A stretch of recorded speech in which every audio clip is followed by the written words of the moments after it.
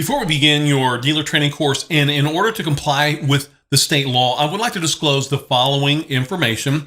Attendees are not required to buy any products or services in conjunction with this seminar. Once again, attendees are not required to buy any products or services in conjunction with this seminar. Now let's get started with some updated contact information for the Georgia Motor Vehicles Division Dealer License Bureau. That's the Georgia State Board of Registration of Used Motor Vehicles and Used Motor Vehicle Parts Dealers. So there you can see their address, 237 Coliseum Drive, Macon, Georgia, 31217. The dealer licensing phone number, as a reminder to you, is 844-753-7825. And don't forget that main website, sos.ga.plb.usedcar. That's going to be a great resource for you before or after the training course.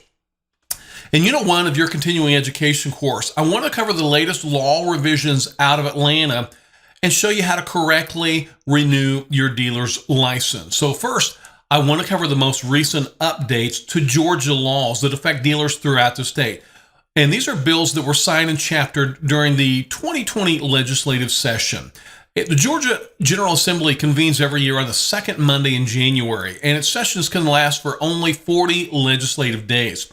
Pre-filing begins November 15th and runs until the start of session, but as a result of the 2020 coronavirus pandemic, the Georgia General Assembly suspended its session effective March 14th of 2020. So we will first start with a review of the bills that were passed and signed by the governor back in 2019, just to give you an overview of those laws. The laws we're going to discuss from 2019 are Senate Bill 183, Revenue and Taxation, Senate Bill 37, Statute of Frauds, Senate Bill 65, Alternative Ad Valorem Tax on Motor Vehicles, Senate Bill 182, which is a Sales and Use Tax, House Bill 307, which involves Abandoned Motor Vehicles Act, House Bill 314, which is the Georgia Uniform Certificate of Title for Vessels Act, and also House Bill 353, Staging Motor Vehicle Collisions. Okay, so let's start with an overview of Senate Bill 183. Senate Bill 183, Revenue and Taxation. Each person that files Form 1099K, that's your 1099K with the Internal Revenue Service, shall also file electronically to the State Revenue Commissioner on or before the federal deadline. Your accountant or automated tax software should take care of this electronic filing automatically, but we want to be sure that you're aware if 1099s are now filed with the IRS, they must also be filed with the Georgia Department of Revenue. Senate Bill 137, Statute of Frauds, clarifies that a mutual agreement to modify or alter an existing promise agreement or contract, such as a motor vehicle contract, or a commitment that is subject to the statute of frauds shall itself be in writing and subject to the statute of frauds, to provide that a mutual agreement to cancel, revoke, or rescind a promise is also itself to be in writing. So let's talk about this for just a moment. Let's say you and a customer have a written contract, for example, a bill of sale. Then you agree to make an additional repair to the vehicle. You would need to make sure that you have a modification to the written contract, and that would need to be in writing. So if you want to complete any additional bit of paperwork to clarify the additional repair, you certainly want to do that and amend the bill of sale as well. Also, if you cancel, revoke, or rescind a promise or contract, that information would also need to be in writing as well. Remember, we're going to document everything we do. You've already been in business for a while, you know that. But let's say you have an agreement to repair a vehicle's fender on the bill of sale. Then you and the customer decide the repair is not going to be made. Then you would need to make sure the information is in writing. Whenever you change the terms of any contract, the changes must be in writing. Senate Bill 65, the Alternative Ad Valorem Tax on Motor Vehicles. I want to go in depth into this law because it does affect the operation of motor vehicle dealers in the state.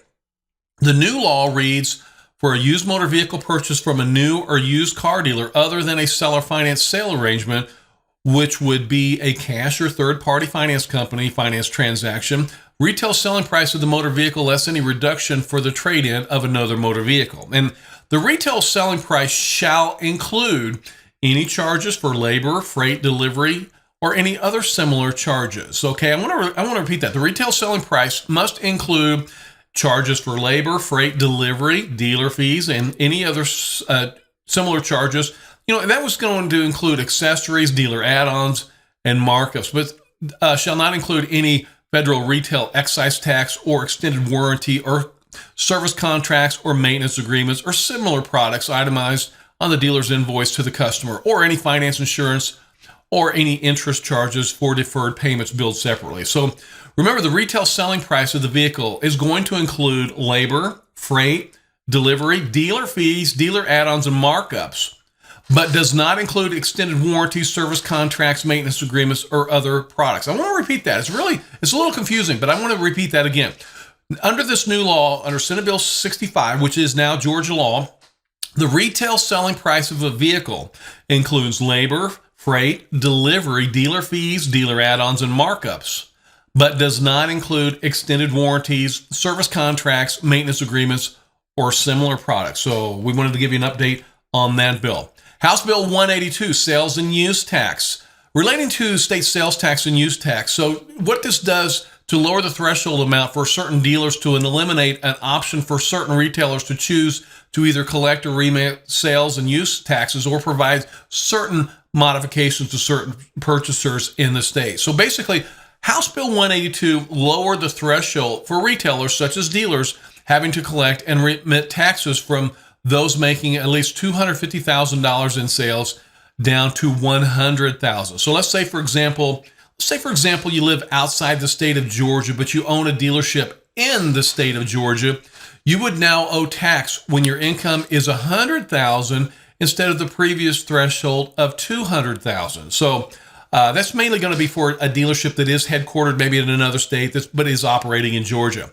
It's estimated the changes would mean about $16 million in additional revenue from online retail sales taxes for the state and local governments in 2021, and in another $22 million in revenue by 2024. So that does basically affect you if you do have a dealership in the state of Georgia, but you were headquartered in another state.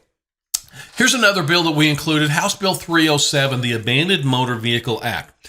House Bill 307 mainly affects salvage dealers, and this is what it reads. If an insurance company or its authorized agent, including a salvage dealer, is unable to obtain a certificate of title within 30 days, a salvage dealer may apply to the department for a salvage certificate of titles. But any application made by the salvage dealer shall also include written documentation that supports the insurance company has transferred all its claims or rights to such vehicles or to the salvage dealer. So any salvage certificate of title issued by the department pursuant to this new law shall comply with any applicable requirements relating to the salvage, rebuilt, or restored certificates of title. So basically, I know that sentence is a little confusing probably, but House Bill 307 just clarifies the process of obtaining a title for an abandoned vehicle. So if you have a salvage license, this new law makes it a little bit easier to apply for a title of an abandoned vehicle. So that's really an important one, especially for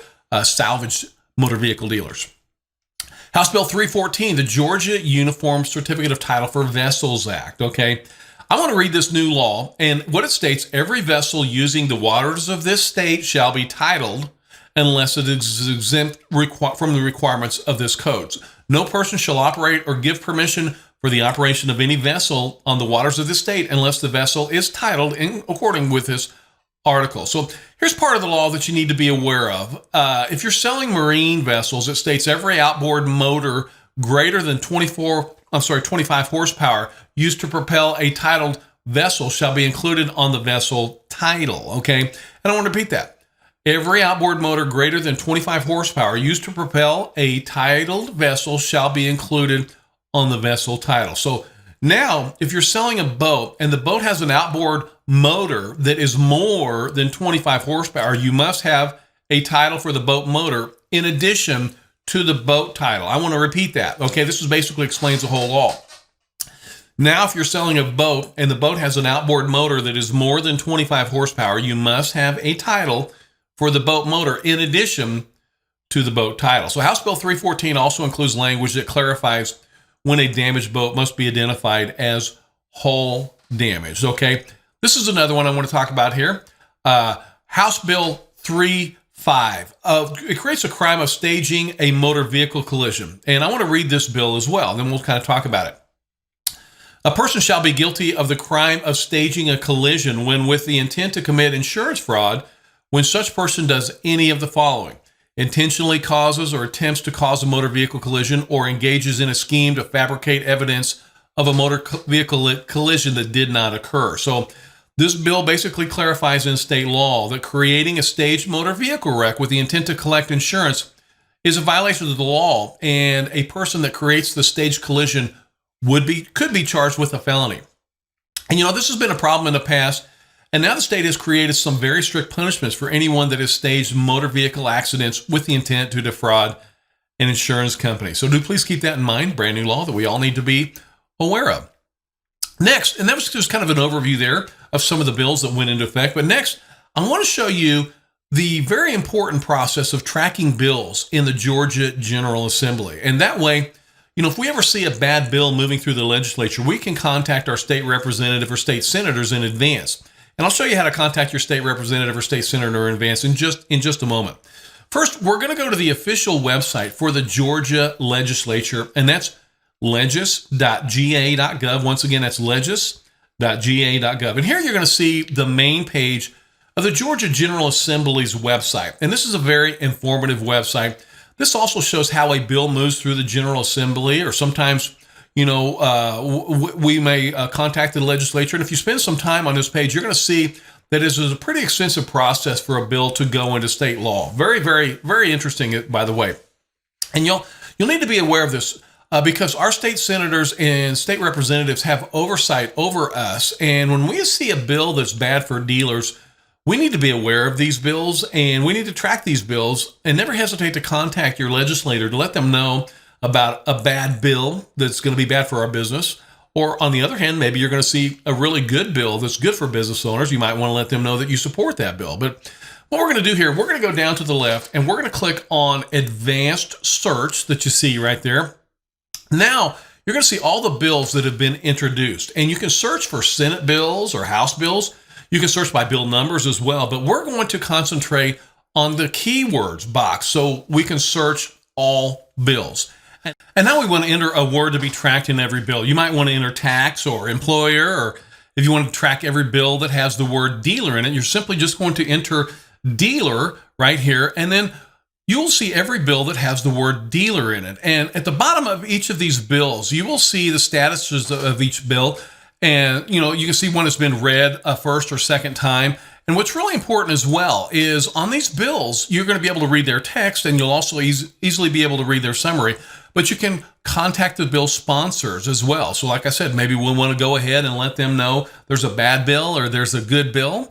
But in order to do that, we are definitely going to need to be able to have the ability to contact our state representative or our state senator. And I want to show you how easy that is to do here, okay? So let's just say, for example, if you want to contact your state rep, you can click on House of Representatives right there. And then you can either view a list of all representatives, or you can just click at the very bottom there and find your lawmaker. So you can easily just jump right on there, and you'll easily be able to jump onto your legislator's website there, and then you'll easily be able to contact them. So this would be for somebody that lives, downtown Atlanta. That shows you exactly how to contact that legislator, their email address, their phone number, and their district office. But, same goes true. If you want to do the same for your state senator, you'll be able to do that easily. So you can easily contact a state representative or state senator when you do see possibly maybe a bad bill going through the legislature.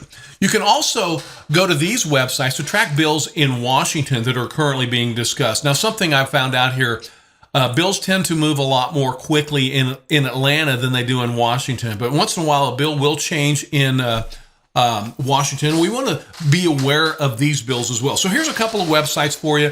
Bill Track 50, govtrackus.com, track bill. These are great websites that you can track bills in Congress. But also, let's say we see a bad bill floating in Congress, you can easily contact your congressperson in Washington as well. If you just go to the official House website at house.gov, and then easily you can just type in your zip code right there, and then you'll be able to find out contact information for your congressperson in Washington. And the same goes true. If you want to contact your senator, your United States senator, you just go to senate.gov, and then you're going to choose Georgia, and you can view the contact information for both of our United States senators. So don't ever hesitate to inform any elected official, that dealers are a very large sales tax generator for the state. So the more vehicles that we sell, the more sales tax is generated for the state. So don't ever hesitate to let your lawmakers know that. And, I always recommend as well, whenever you contact a lawmaker, let them know that you're a voter in the district and a small business owner. And when you tell them you're a voter in the district, they do tend to perk up. So